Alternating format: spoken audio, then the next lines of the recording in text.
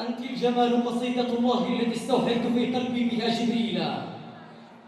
إن لم أكن أخلفت موعد وصلها فإليك يا تعز انتظرت طويلا. فأنا أتيتك من طريق موجع متشردا ومحطما مخذولا، ولجأت في عينيك لما لم أجد وطنا جميلا مثلهن جميلا. الحضور الكريم، سنقف الآن وقفة حب وفخر وشموخ لنردد نشيد الأرض ولحن الحياة، ونحن نأمر العالم والكون أجمع ونقول جميعا: رددي أياتها الدنيا نشيدي وإلى النشيد الوطني. عشت إيماني وحبي أمميا ومسيري فوق دربي عربيا، وسيبقى نبض قلبي يمنيا، لم ترى الدنيا على أرضي وصيا.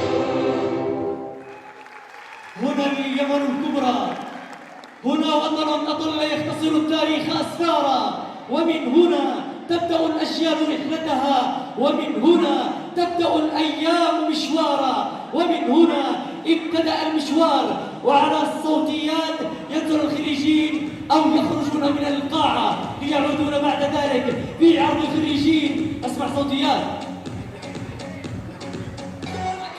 بعد البداية وبعد النشيد الوطني.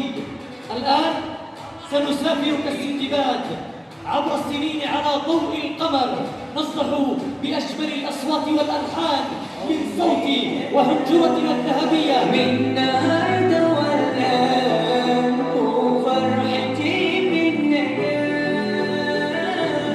بدأت أعيش. الآن جاءت اللحظة التي انتظرناها جميعا، فقد أتينا جميعا وتحملنا فراشات المجاز وحمائم اللغة لنشارك سفراء الفكر والحالمين في العرس التخرجي الأكبر في المدينة الأكثر جمالا وروعة وإبداعا في محافظة تعز.